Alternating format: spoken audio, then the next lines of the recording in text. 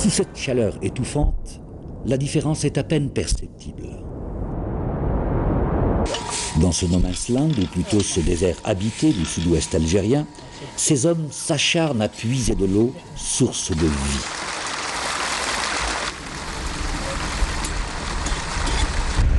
Ces puits, ou hassis, se succèdent à perte de vue. Ils sont reliés par des canaux souterrains qui permettent de canaliser les eaux de la nappe vers la surface du sol pour l'irrigation de leur véritable jardin d'Éden.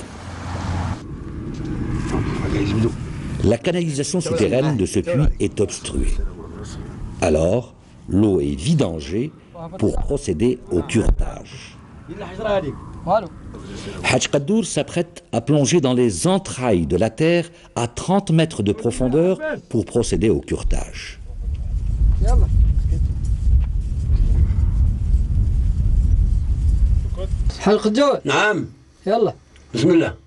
Muni de sa seule volonté et de ses mains, Hadj Qadour commence le nettoyage du drain empli de sable.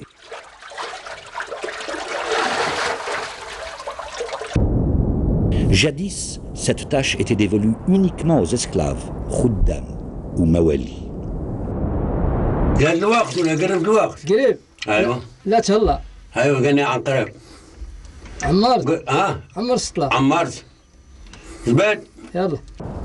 Aussitôt le seau rempli, les amis de Hadj Qadour s'empressent de le remonter à la surface.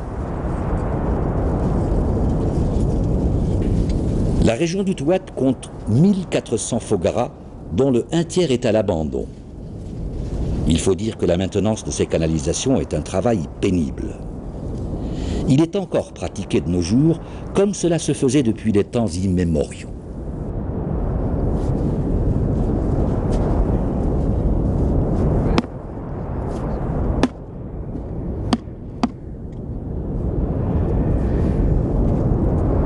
Le seau, une fois vide, accroché à l'une des extrémités de la corde, est précipité vers le fond, tout en remontant le deuxième seau, accroché à l'autre extrémité de la corde. Et l'opération se répète inlassablement jusqu'à épuisement, accompagné du gémissement que produit le grincement de la pluie. Hadj Qadour, à 30 mètres de profondeur, le dos courbé, continue sa besogne d'un geste mécanique. Cureté, cureté, cureté. نعم محمد يلا تكلم لي حلقة لو تحت حلقة جو نعم يلا لا يلا يا ودي يلا انت يلا لا خليه يدق لي قال انت يلا بسم الله يدق لي قال احنا ربطنا لك العب انت ما تدق على شيء انا يجيب بس سيدنا محمد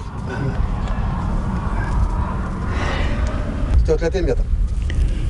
Au bout de 4 heures de corvée sans relâche, Hadj Qadour remonte à la surface et il retrouve enfin la lumière et peut respirer un peu d'air frais.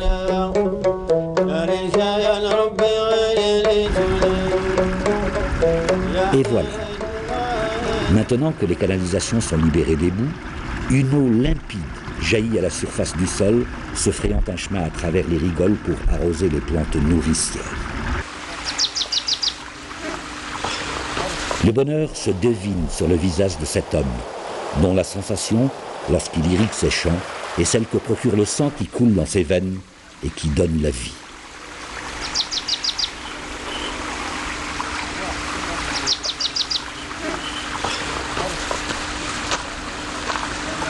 Et le voilà s'assurant que l'eau jaillissante et bienfaitrice s'en va étancher la soif des plantes nourricières qui poussent à l'ombre des palmiers qui sont la marque du désert apprivoisé.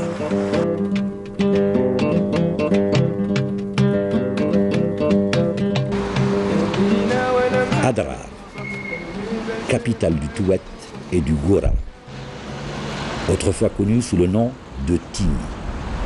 Sur la grande place qui marque le centre de la ville, s'ouvrent plusieurs portes originales dans un style soudanais. Cette ville du Touat, ville du sud-ouest algérien, est réputée pour ses fogaras où dort en son sein des dizaines de hassis. Il faut dire que le nom Touat est le pluriel arabisé du mot zénet tit, qui signifie source. Jadis, Adrar était l'une des plus grandes haltes sur la route des caravanes voguant dans le désert vers le Mali et le fleuve Niger que l'on atteint à Gao. Aujourd'hui, son souk, comme autrefois, est un véritable carrefour des richesses humaines où se mélangent hommes et couleurs chatoyantes, enveloppés d'odeurs exotiques des épices comme le safran, le cumin et le gingembre.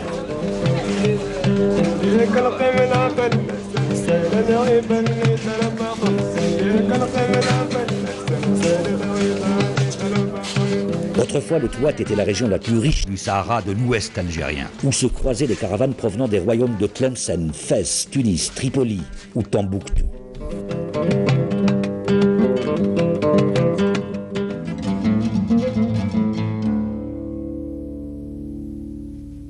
Fougara, ou Ifli en zénith, est un système de canalisation souterraine qui capte l'eau de la nappe pour la canaliser vers les jardins.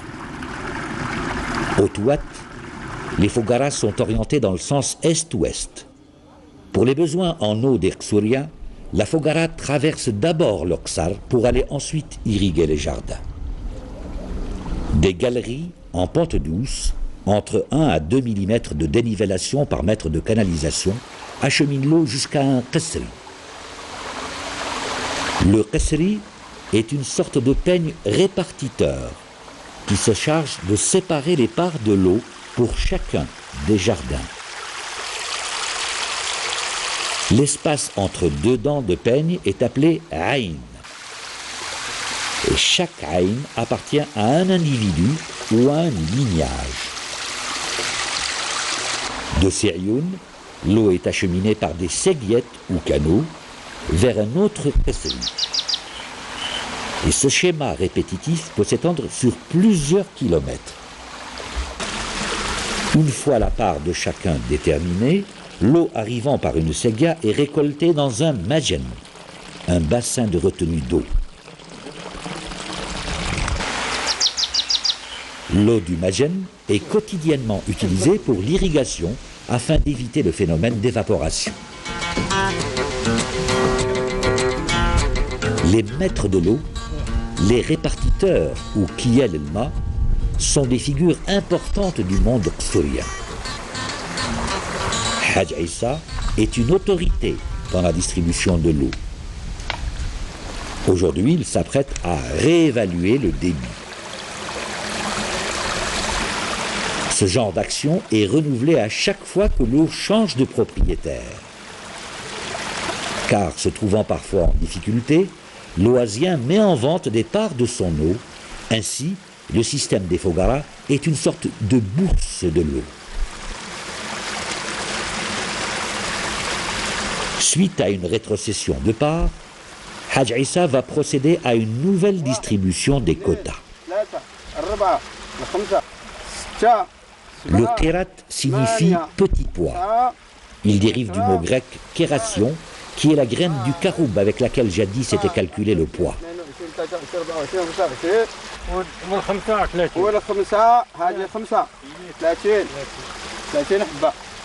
Ce calcul se fait grâce à une grille en cuivre percée de trous de différents diamètres.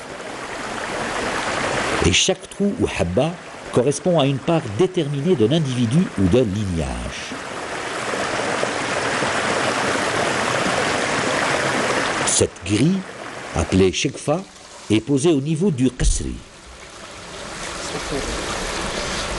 À l'issue de ce calcul, le visage de la Fogara est remodelé et les aïouns sont redessinés et reconstruites.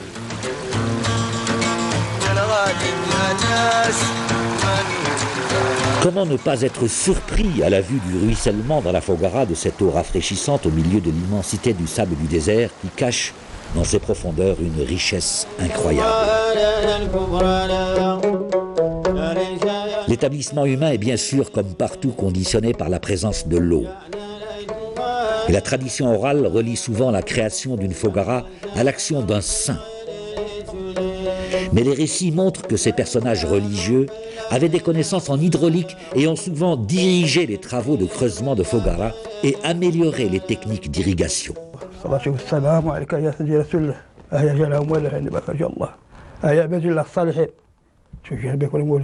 Les habitants de la région se rendent régulièrement au mausolée du marabout afin que le saint patron de la ville intercède en leur faveur auprès du Tout-Puissant, pour que l'eau ne vienne jamais à manquer.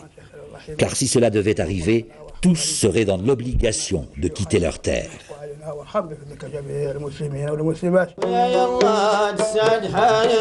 L'esprit du Ksourien est apaisé après avoir prié et récité quelques versets coraniques.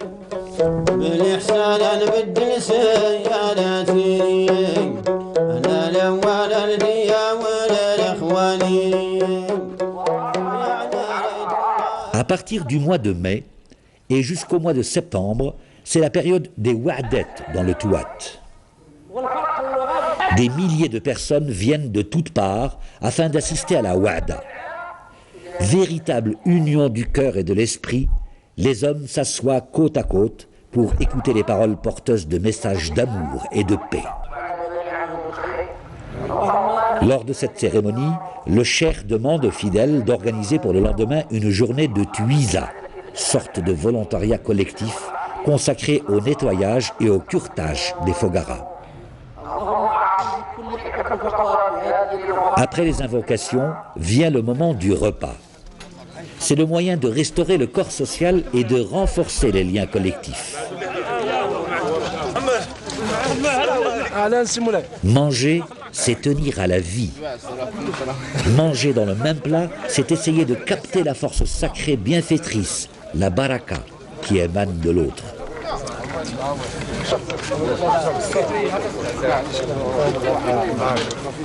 Une fois que tout le monde est rassasié, vient le temps de la procession qui constitue le liant entre les diverses parties du corps social. Aujourd'hui, ils sont liés par la fête, demain, ils le seront par le travail communautaire.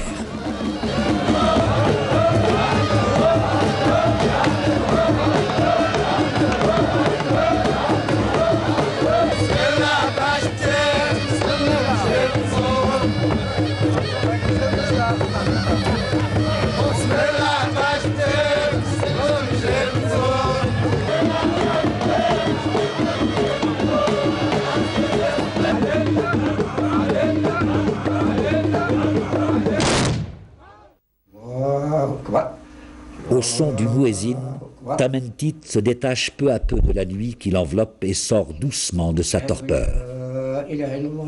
Comme à l'accoutumée, Hadj Ahmed appelle les fidèles à la prière. Une journée particulière s'annonce. Les Tamentiti vont s'adonner à une noble tâche, le nettoyage de la Fogara. Salam alaikum. السلام ورحمة الله وبركاته. على العربي. الجو هنية. لاباس. لاباس الحمد لله. الخدمة مليح. لاباس. كاع ماكم. لاباس الحمد لله. أهلا أنت بكوش أنت ما كهضرة. ها؟ حاج العابد. أهلا. خلاص. الحمد لله. بارك الله.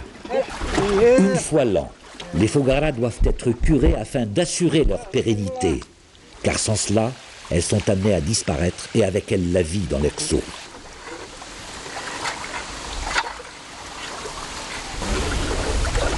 On le voit, la maintenance de ces canaux est un travail fastidieux, répété inlassablement. Il consiste à enlever les boues qui s'entassent au fond de ces puits. Et heureusement, la relève est assurée. Ces jeunes, sur les traces de leurs aïeux, répètent les mêmes gestes rituels comme pour se débarrasser du mauvais sort.